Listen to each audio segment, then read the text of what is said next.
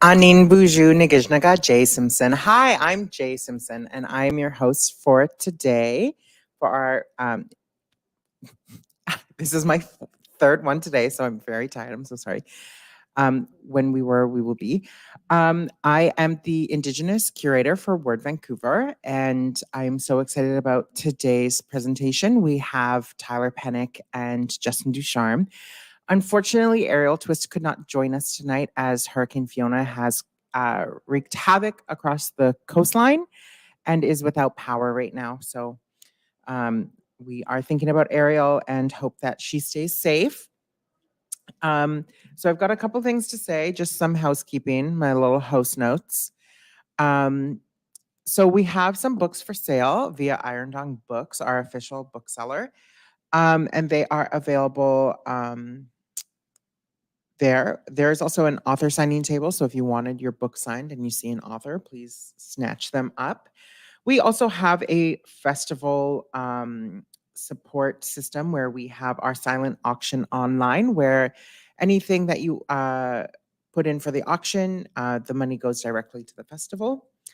I would also like to acknowledge that Word Vancouver and SFU take place on the unceded territories or for stolen territories of the Hamusqueam, the Squamish, and the Tsleil-Waututh. I also very specifically acknowledge and would like folks to understand that we are in the downtown east side, which has a very specific history, and to acknowledge the long years of systemic violence onto these territories and these lands. Very specifically, I would like to name the villages Lekleki and Squatcheyes, which are in proximity, and to acknowledge that we are, many of us are guests here, and that we must act accordingly without stigma and violence onto our community who share the streets with us. We have a responsibility to protect ourselves and our kin from these oppressive forces. I would also like to thank some generous sponsors. I'm going to say them all. Every other event, I said a random 6, but this one, I think because it's my final one, I'll do the hurrah. Okay? I'll give them the old razzle dazzle. Thank you to our sponsors. We would like to give a quick note. We would like to give a special thank you to SFU and the Writers Studio for this wonderful space and their continued generous support of Word Vancouver. We would also like to support Canada Council of the Arts, the Canadian Book Fund, the Canada Heritage Fund, Canada Periodical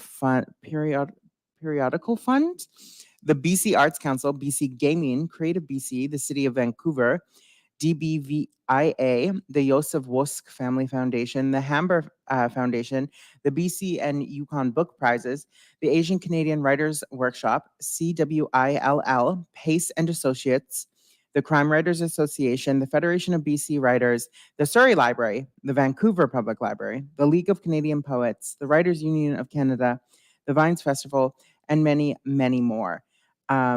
Without you, this free festival could not happen. And if you haven't already considered making a donation, you can do so online. There we go. I did it. I told myself I wasn't going to, but I did it. I would like to introduce Justin Ducharme and Tyler Pennock. We're going to do a cute little reading. Each person's just going to read for about 15 minutes, and then we'll have a lovely conversation about queer indigeneity and being messy. To start us off, I think we'll go with Tyler first, and I will allow Tyler to introduce himself, and we'll go from there. How does that sound? Works for me. Okay, fantastic. Give it up for Tyler Pennock. Hello, folks. My name is Tyler. I'm from Cochacanatagaito, which is known as Fost, Alberta. I've lived in Toronto now for 25 years, and I like to write poetry and theater. And yeah, I'll just start. So, you know, it's weird doing it from a book as opposed to always doing it on a phone. Just get so frazzled. Let's see if I can do this.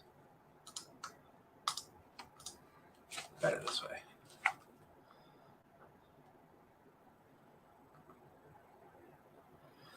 I have so many writing books given by loving friends I left before they could ask what I wrote. So many blank pages, I feel like I've earned them. The way an ocean can earn fog, colder than the body beside it. Each page wanting to hold something, but never pieces of me. A whiteness so repetitive that I'm scared to mark it, scared of what features the ink might contain for others to focus on. Being featureless is powerful, especially in memory. Without a mark to focus on, at least they're still searching.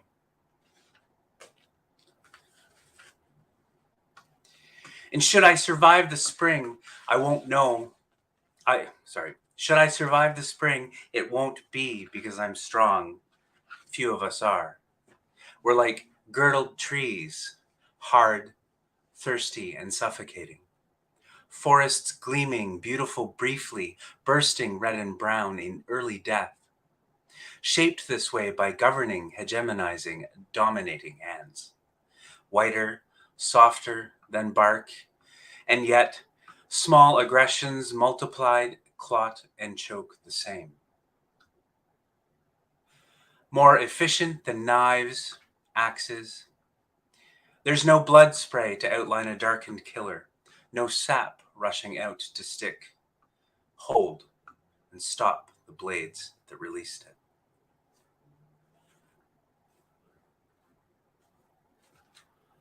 Okay.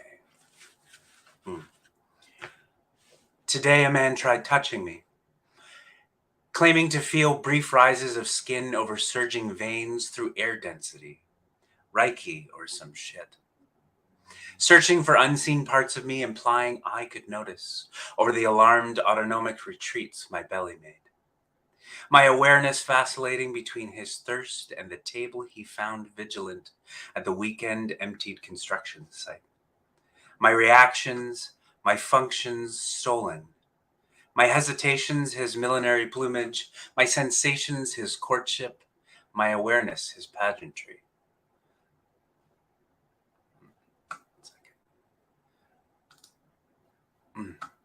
Can you feel that? How about that? I lied. Anything to end it and get the breakfast I was promised.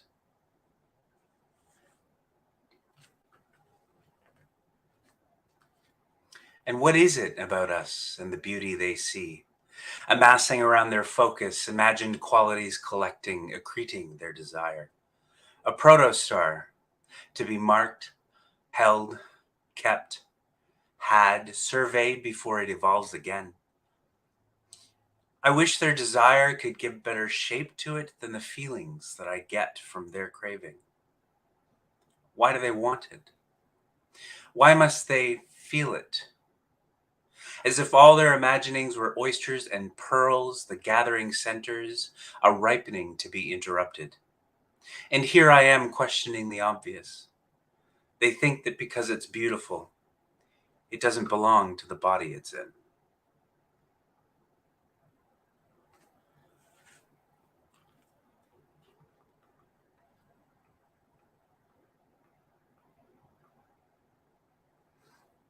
Oh, Yeah. I really enjoyed that last poem. Do you have any more? Did you want to share some? No, I'm still going. Yeah. Okay, great. Flipping pages. um, yeah. 31. Cool. 29. So many men mistake acquiescence for desire, allowance for an invitation to push again. Assume their age is a barrier we both agree to traverse, an ice-covered slope with a discernible base.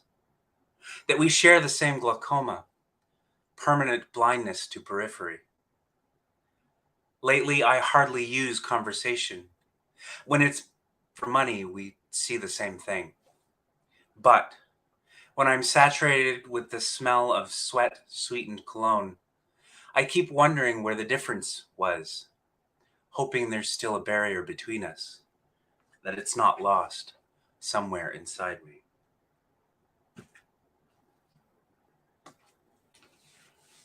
Once, the John slipped inside me accidentally. We'd agreed not to let that happen. He didn't notice. accidentally. I couldn't tell which was going to break out first, a radiating fire throb electric singe of pain or room-shrinking panicked gasping awareness that something was wrong. My thoughts, sensing the double incapacity, outstripped them both, faster than water can escape a breaking glass. You're thinking about it, aren't you? Wondering if the water's pain is possible. Thinking about throwing full glasses on the floor to try and witness what I meant. If there's truth to the line or if I'm tricking you. Funny that, how people understand shock and violence differently. Some of us ride the sensation, nerves barely able to hold it, pain threatening to arc the skin, while others smash glass repeatedly.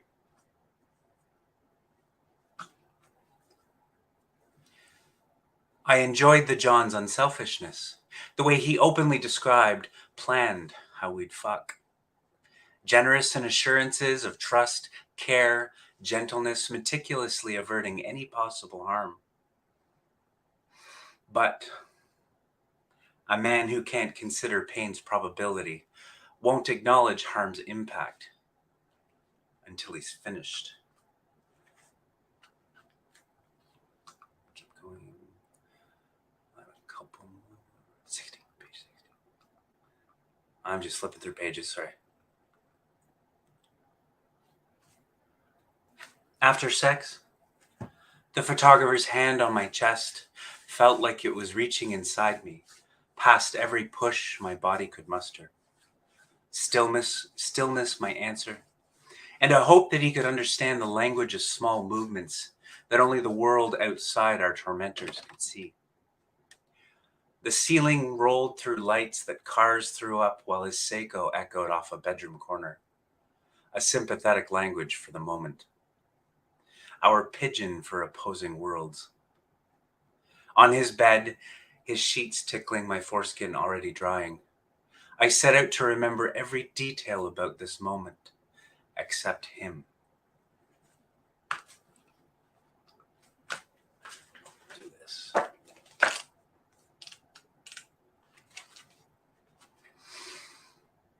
I showed these pages to the photographer, not out of love, don't worry, but as a means of repaying him in the currency he demanded. Vulnerability. He liked the poem about bones and how they bled.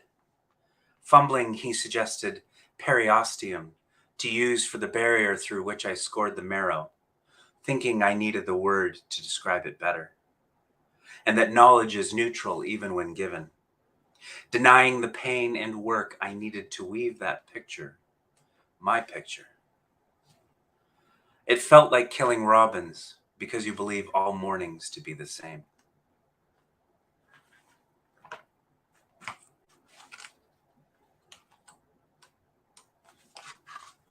This morning, the photographer asked me to stop writing poetry as if you might read it.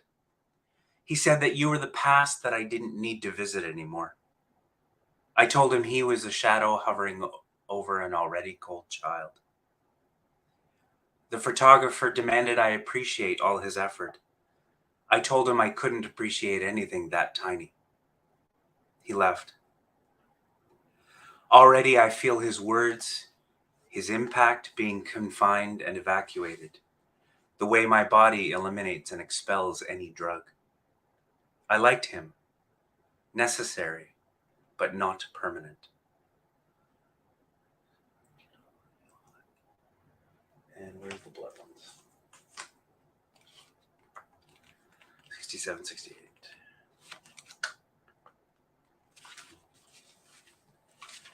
Dried blood, brown and graying on a swab, is my favorite color. Hues a mix of rose petals and earth, clouding the memory of red that flooded the syringe. Richer than darkness, telling of the day's work, the burden of a long night binging. Cradling toxic things, introduced but still needed in their time. There's a richness that others can't accept.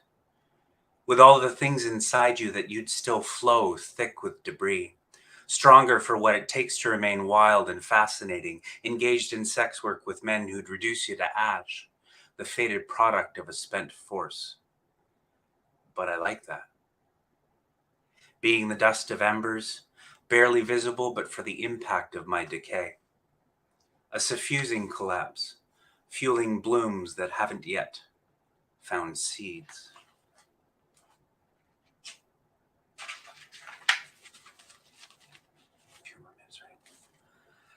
I want to ask the Johns if I'm just a word to them, Prosty.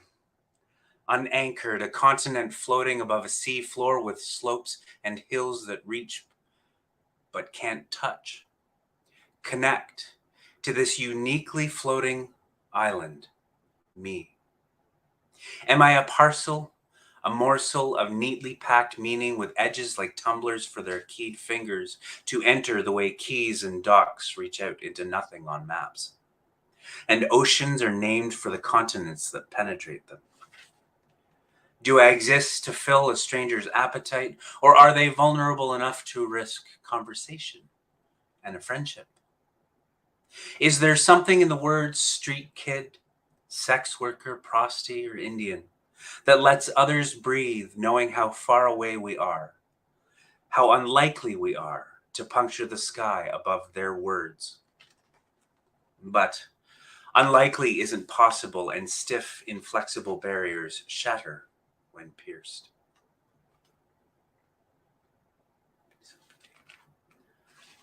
I'll just keep going. Brick walls and a couch in the corner where a photographer sat and smiled. Me, weak. While his girlfriend watched from the bar, I sat on the balcony with close friends, aware that our return inside was anticipated by eyes eager to see how we moved in youth. Whether we did it smoothly, strong and calculating, as solid as their imagining, or if we moved like water, flexible and insistent. Every night leaving, we passed a jar holding biscotti that no one bought, and a sign that read, "The bread that goes both ways." I think this should be my last, right? No one should shape our beauty, the canvas on which we splatter our collective sigh, after the struggle to find safety is won. What is your age in trauma years? Trans moms Charlene, Shauna Taylor, and Amanda watched for us where street and bar lights couldn't. Behind green glass, darkened walls, we could dance our freedoms until our excesses turned boring. As comforts torn through judgment, hurt, and denial grew lavish, immoderate, obscene, traumatizing the world we'd escaped. A balance, evening out the wrinkles, stretching oppression in the opposite direction, of a center too heavy to concede a little brightness. Can I end there? Yes, please. Thanks. Like, yes.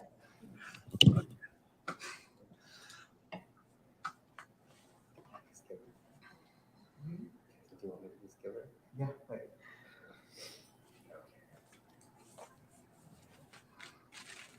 Doing one more? Yeah.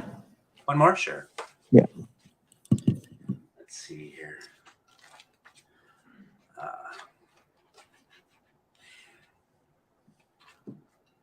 I used to hit leaves in the yard with a hockey stick that had no blade, forcing each one I hit against the wind for a moment. It wasn't the futility of it that hooked me, it was the repetition.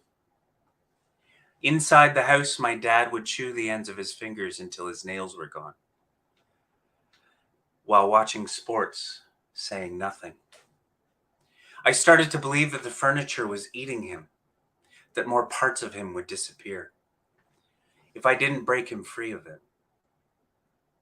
But whenever I tried to speak, fear would win, approaching me with the smoothness of a centipede at night, crawling inside my mouth, over my tonsils, down inside me, and resting inside my voice box. When I sat with my dad, it would grip tighter, swelling in my throat, pressing on my eyelids until I gave up and returned outside to the certainty of leaves and wind. I would tell you more about my dad, except that I don't want to. He's mine, and joy is safest inside the person who felt it. Thank you. Oh my goodness. Holy, a round of applause for Tyler, everyone. Wow, I've never had the opportunity to hear you read, Tyler. And so I'm so grateful. That was so fantastic. And your poetry just moves in such a way that it's landed on the right ears. Both of us were like, yes, tapping the table. So I'm so grateful, Tyler, for you agreeing to do this. I know you were rushing home. I'm so honored, and I hope that more people pick up your book. And I hope it wins some awards too. That would be really nice. I'm going to introduce Justin. Justin is, well, you're going to introduce yourself. Justin and I go way back, where one of the first interactions we met, I think it was at the library, and you came up and you said, listen, Jaye Simpson, I am obsessed with you. And I go, I can't wait to know you.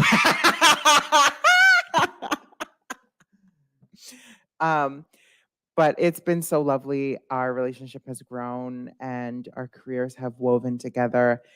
And you're quite the prolific artist. And I'm so excited for you to introduce yourself. Don't forget to speak into the mic. Yes. Okay, everyone, it's Justin Ducharme. Thank you so much, Jay and Word Vancouver, for having me be a part of this. Yeah, my name is Justin. I was born and raised in the Métis community that is known as St. Ambrose in Treaty 1, Manitoba. And I've lived in Vancouver for going on 11 years. I am a writer, a filmmaker, and a multidisciplinary artist. Writing and filmmaking is my main gig. Yeah, I'm gonna read a bunch of random things for y'all. I have a copy of Hustling Verse here, which is an anthology collection of sex workers' poetry that was co-edited by myself and Amber Dawn. Sure, people know Amber Dawn. She's an icon, a legend. But Jay is actually in this book. We've done so much work on this book together and traveled reading it. We'll always have Los Angeles. We will always have Los Angeles. Where I nearly drowned at Venice Beach. I believe the book is for sale here. It's available online. I highly recommend reading it. I'm not just being biased. I think it is probably one of the greatest collections of poetry that I've ever had the privilege of reading. It's very, very, very varied in terms of the writing that you'll see in here.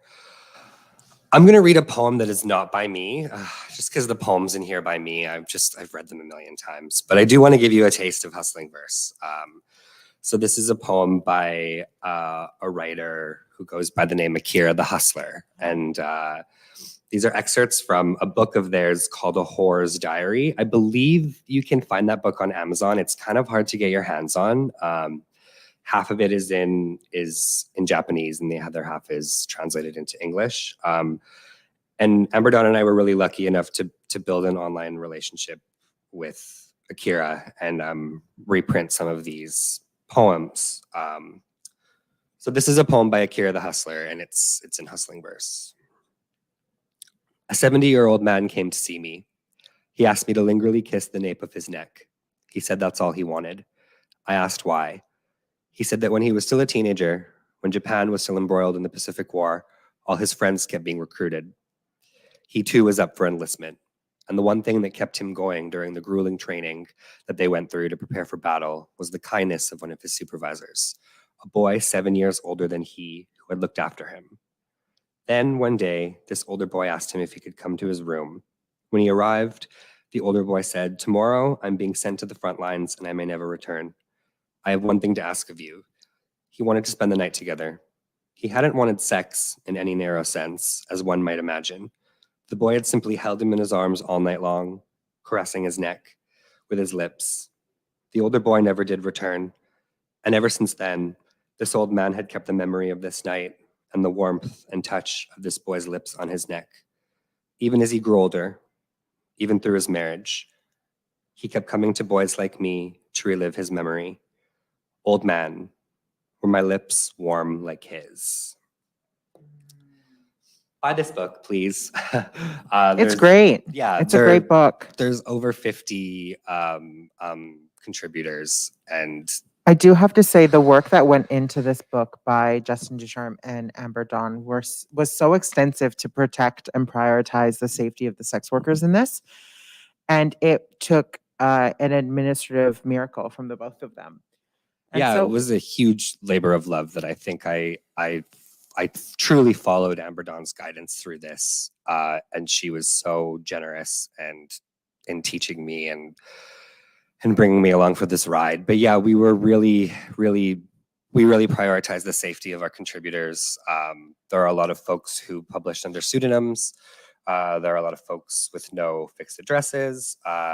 There's varying degrees of experience within the sex work world that is represented in these pages. And it also just proves this fact that I think Amber Dawn has done so well with her career, and other folks like us all here reading this work, that sex workers are some of the most brilliant people in the world, simply because of the things that the creativity that it takes to do a job like that. Yeah, I'm gonna read this poem of mine that actually Auntie Jaye published and edited in Room Magazine's Indigenous Brilliance issue. I was really hesitant to submit this poem because I was unsure. I requested it specifically, and then I bullied Justin into actually submitting it. And then the editing process was very beautiful. And so it's like one of my golden eggs in my poetry hoard is bullying you into this.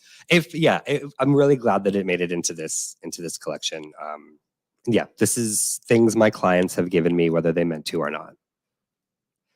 A magnum bottle of Peller Estates Pinot Grigio, 2 large Lindt dark chocolate sea salt chocolate bars, a 10-speed bicycle, a 3-week supply of coconut water, an infection, a 2014 MacBook Air, a used copy of George Orwell's 1984, a pair of black Vans, the ones Kristen Stewart wears, cocaine, a choice, dinner, a Carly Simon CD, a tattoo, a 2.6 of J.P. Weiser's whiskey, a busted lip, a DVD copy of Things We Lost in the Fire, $200 in toonies, a Tim Hortons gift card with $85 on it, an agency.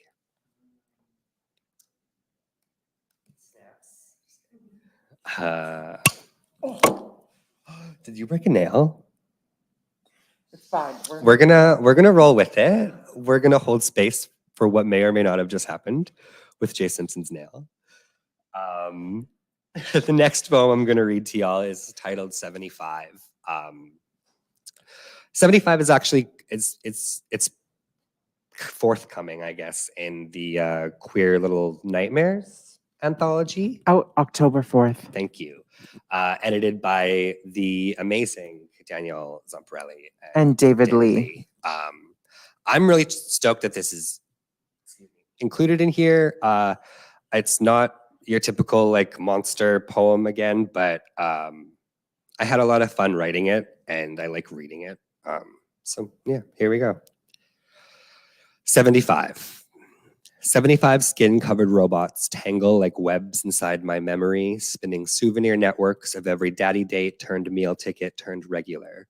Deep-pocketed men with an even deeper sense of self-hate. I've assumed every position imaginable. The monster in their closet. The boy who beat them up for looking. The men who liked it and the ones who pretended they didn't.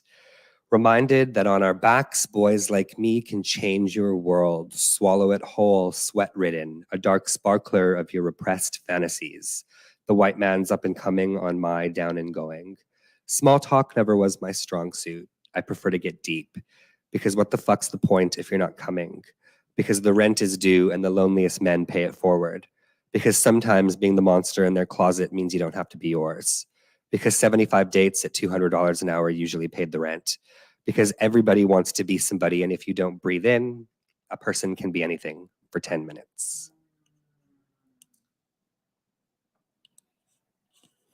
That hit. Yeah, I mean, it's about sucking dick. I'm just gonna say it. It's if anyone, I'm a filmmaker, and if anyone's seen the film The Opposite of Sex, it was made in the 90s, starring Christina Ricci and Lisa Kudrow. I'm just going to go on a little tangent. Christina Ricci has a really amazing monologue in that film where she's talking about giving head. And she's essentially talking about holding your breath in for 10 minutes. It's amazing. It's a good reference. Watch the film. Christina Ricci, Lisa Kudrow. It's queer. It's amazing. This is called Tell Me What You Know About Dreaming. I'm gonna miss your forearms. Fist flex with zero fucks given to anyone who thinks they know our situation better than either of us losers who dreamt it'd work out. Tell me what you know about dreaming. I'm gonna miss your privilege. Mama makes merry with the Indian nobody expected you to fall in love with, telling stories of opulent kin between inquiries of lost language and fractured relations when in the end you ain't really know about nothing. I'm gonna miss the taking, giving gay glory trophies out to all the men who found idealization in temporary homes with boys like me, rough, exciting, and dreaming along the pursuit of happiness. And I know I'm going to miss you the most. Out of anyone, you were the only one to see me through both the rough edges. And perhaps this is how Creator intended it. Maybe momentary bliss is all we deserve. At least I know I'll be fine once I get it. I'll be good. These are like my sad boy poems that I wrote about like terrible exes. No, had no idea. Oh my gosh. This is another one that was published in the Ruin issue of Prism International.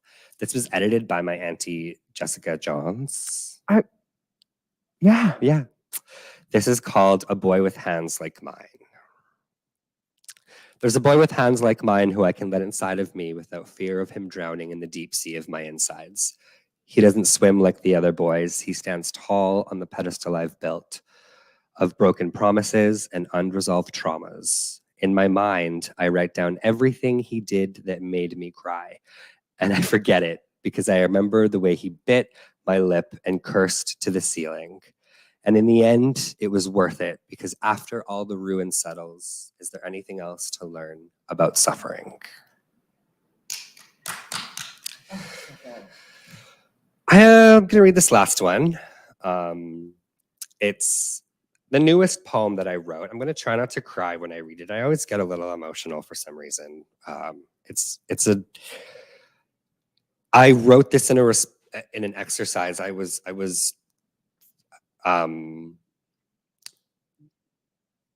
hosting writing workshops here in Vancouver with a group called The Corner for sex workers, male-identified sex workers. It's a drop-in space for them, and I've spent a series of over the course of 3 months writing with them. And what I actually found was that when I would give them prompts and stuff, obviously I would figure out that I wanted to write myself. So I surprisingly got a lot of writing done doing these workshops. And so many of those boys and those men, everyone, they're such amazing writers and amazing thinkers, amazing creatives.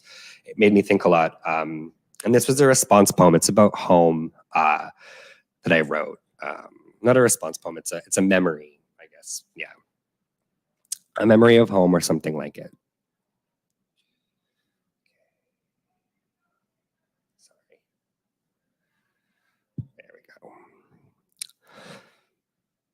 It's summer. The heat radiates through the prairies on a July afternoon so hot not even a dip in Lake Manitoba could ease the sweat.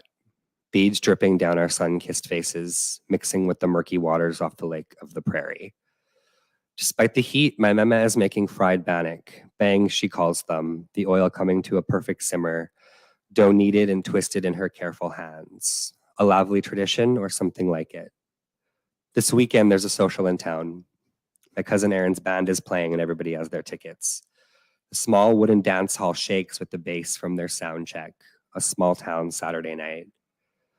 My cousin Tessa and I ride around in my dad's royal blue beat-up New Yorker, taking turns driving.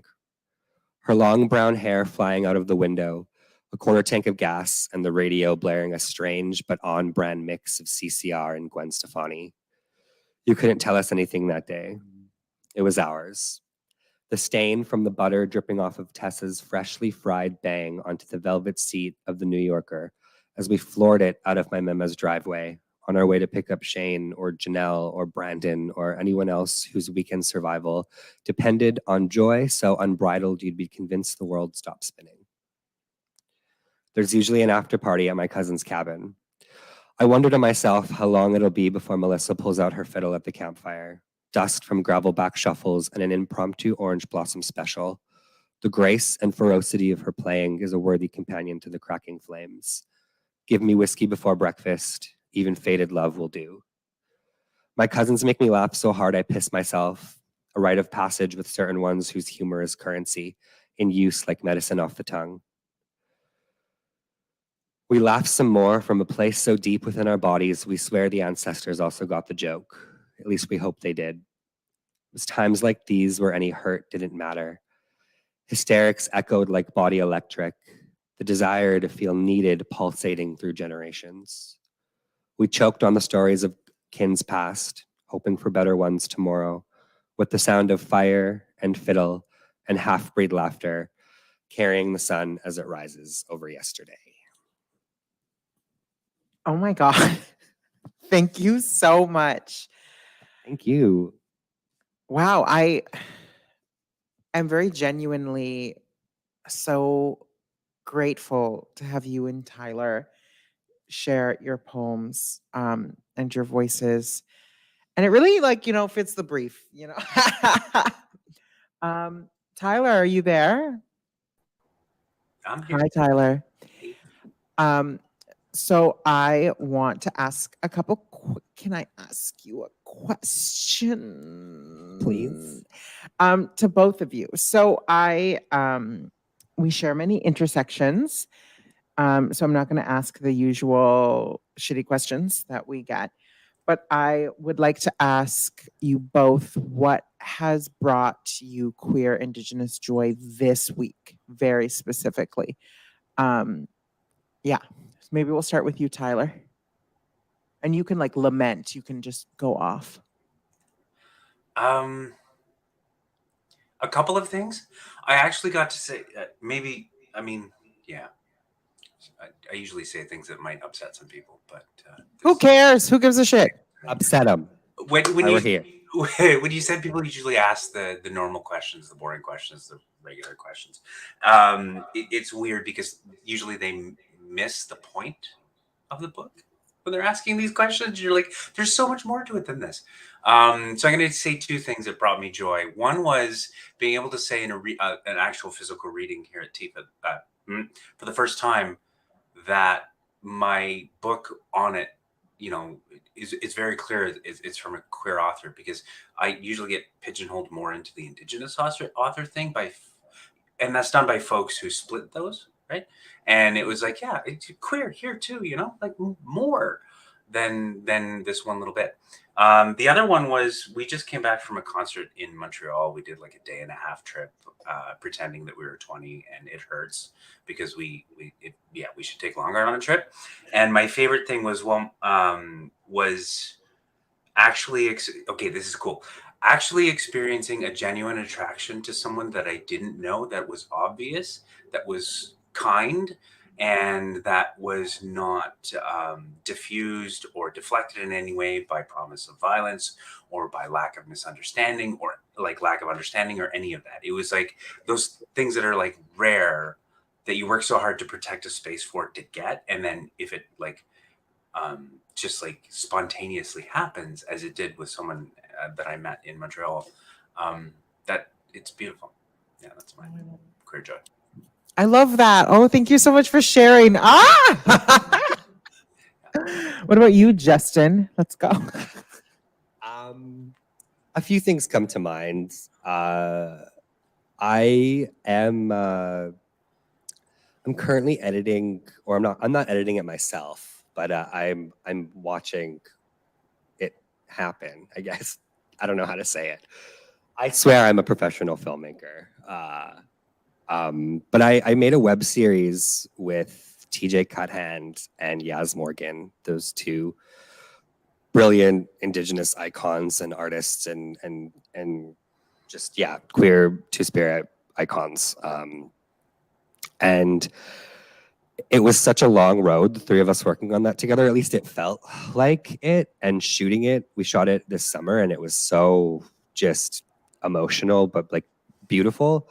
And seeing it all come together, it's a story about queer Indigenous messiness, actually, and kinship, and seeing the stories that we all wrote come together, and yeah, seeing Arielle is not here, but she wrote a script. She wrote one of the scripts for that show, and Arielle is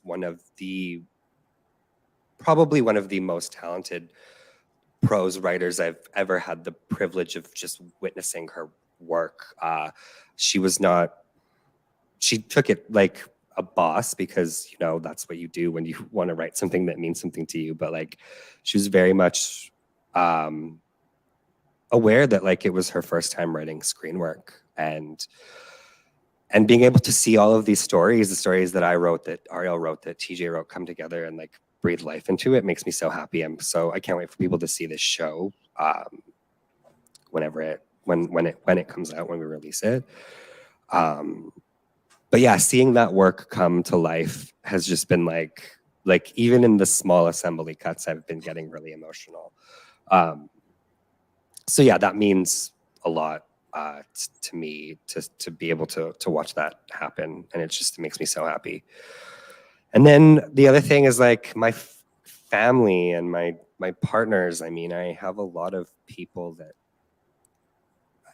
mean a dear lot to me, and I have trouble thinking that I deserve that sometimes, but I'm reminded constantly how important these relationships are. Yeah, so my partner Richard and my partner Vance, they always remind me why being gay and Indigenous is so great and happy and joyful. I also have like several friends that just moved to the city, and I've been inviting them to queer spaces, and they'll see you and they'll see me talking to the three of you, and they'll DM me and they're like, who are those beautiful gay natives? Who were they? And I'm like, oh, that's like my cousin and my good friends. Like, you know, they're in a throuple. But one of the things that brings me a lot of joy is the fact that we can be in these spaces, we can talk to each other, we can interact via the internet and like build those kinship networks. And it's like a couple years ago, it felt like we were stealing moments with each other, but now it feels like we're just like sitting at the table, like it's always meant to be. And that was something that I was thinking about when curating and creating the space for this. Is there's so much conversation on queer Indigenous like protocol in regards to traditionalism, and that is something that I want to reject in the ideas and the realms of traditionalism. I think it's unfair that the only way that we would be accepted is if we filled a traditional role and responsibility and put aside our own wants and needs after hundreds of years of not being able to express ourselves. And so I'm always very pro queer Native, all Native people to be very, very messy. And when we're queer, like, why can't we have a good time? Why can't we be a little rowdy? Why can't we shout at each other or like fight someone? But then also, why can't we just go on the next day and be like, I'll see you at brunch, you know? So I wanted to just like hold space for the both of you to maybe talk or touch on that and about what that means or what that could look like for the both of you. We'll start with Tyler. The heavy hitting questions, hey? Sorry, not sorry. No, don't be sorry, please. Never be sorry. Okay. Normally people would preface this was like with some kind of, I don't want to hurt anyone or anything like that. And really, I don't care. The people that I've met who have a proximity to spirituality, I'm not going to call it traditional stuff, but spirituality, when you actually get down to it, it has nothing to do with what people claim in terms of traditionalism. At least that's the surface stuff. And it's often been called by people I know the hocus pocus. It's not the real. And I do know that things that are important to you in your life, and I'll speak of myself, that are important to you in your life and your being and your, let's say, your journey in dreamscape, like that stuff is personal, intensely personal, and no one can tell you what that is. No one can say this is right and this is wrong, because the closest connection between creation and you is yourself, not someone else. That having been said, that's my preface. I remember someone called me from a college. She was my boss, and she called and she said, "Hey, they're creating space for queer Indigenous youth, and when they do the demographic stuff when they join the college, they're opening up the definition of gender, which I have my own beliefs about, but like usually people when they say gender spectrum, they prefer Euro-Western ideas of gender spectrum, and we have our own. Not that we have to stick to them, but anyway, she was like, so they're putting under gender to spirit, but they're also putting under sexuality to spirit. And she said, like, as someone who identifies as two spirit, what do you think should be there? And my answer was, I think, the best one I can come up with at the time, and one that I still follow is, it's not up to me to determine for them how they see those identities or those expressions. If I believe that two-spirit is a particular thing in my context, and somebody younger than me believes something different, then it changes with them. So I'm all for having both in a very delineated, a non-strict way. I think they should go with it. And she goes, "Oh, well, thanks." And I think I'll leave it at that. That was such a good answer. Like everything there. I'm taking notes. I'm not going to be that person who's like, "Can you repeat the question?" Because I think I know what I'm going to say. That was a great answer, and it made me, so much of what you just said, Tyler, made me start thinking of other things on my mind. So I think that's why I'm like trying to get my thoughts together right now. But this is something that I think comes up for, at least in my mind, a lot when I'm working on when I'm screenwriting, because so much of that process is so insular until, at least when I'm writing something by myself, like it's very insular until I get to the editing process or until I kind of feel confident enough to share it with other people. And I was writing something recently for that a friend of mine had like hired me to write. It was an exhibition essay, and I was doing a lot of thinking when talking about the work that I was viewing in this exhibition. I was doing a lot of thinking about this idea of traditional versus contemporary for queer Indigenous artists, specifically media artists, like filmmakers, people like video makers, folks who don't maybe necessarily identify as a filmmaker but make digital work. I think so much of pop culture finds its way into our work. Like I even think about your book or like the work of Joshua Whitehead. Like I think that talking about contemporary Indigenous queerness is talking about the now. And I think that like normalizing conversations of how we exhibit, or how, yeah, not even necessarily how we exhibit, I guess, but how we choose to show these traditional aspects of our lives, I think are only going to, it's only going to come, like, I guess, more to light the more that we do it. And I think that we have so many people that are doing such great work of integrating something like Lana Del Rey into, you know, a deeply meaningful poem in your book. But that means so, like, you know what I mean? That to me is that it's that you're making me bad. That makes me feel like I have a pass or even agency to do those things in screenwriting, because I think so much of what happens, especially in filmmaking, is you give a script to somebody who's not native and they have a million questions about why you wrote something, and it's like, film has done a really good job at putting Indigenous people in a box and being like, this is how you exist, you know? And I love when someone reads my work and they're like, oh, well, were you really listening to Gwen Stefani and CCR? It's like, yeah, we were. There's a poem by Billy Ray Belcourt who really inspired this. It's like, Kesha's praying is playing while I douche. Literally. In that, and it's a lot of the inspiration I got about pop culture was from Billy Ray Belcourt and Joshua Whitehead, and they just include it in it.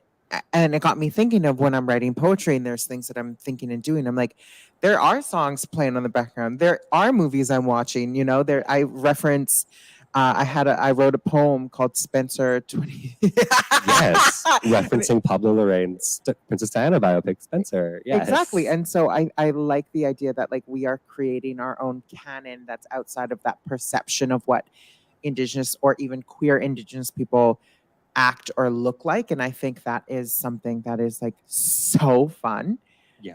And I love writing really, like, the pop culture references about Lana Del Rey are so tongue-in-cheek because it's a double entendre, because she's a messy bitch. And the poem is about to be a messy bitch, but you're going to be devastated. Yeah. It's great. It's just, I think that next time somebody asks me, I think, about contemporary queer Indigenous traditionalism, I'm just going to direct them to that Billy Ray Belcourt poem about douching to Kesha. That's all I have to say on that topic. Like, I literally just was so taken aback. Well, I'm looking at the time, and like, I think unless someone has a question, I'm looking at you if you have a question. If you want to ask a question, I'm going to give you a mic.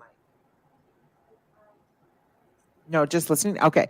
Well, if we don't have any more questions, I just want to give a round of applause and a thank you to Tyler Pennock and Justin Ducharme. I also just want to reiterate that I loved this panel a whole lot, and it was so beautiful. And I love sex workers. So thank you, Word Vancouver. Give Jay a round of applause for hosting. They've been at it all day. Literally, I've been at it all day. I don't even have eyebrows on. But thank you so much, Word Vancouver, and thank you, everyone out there. I hope to see you around sometime, and have a lovely evening. Thank you. Goodbye.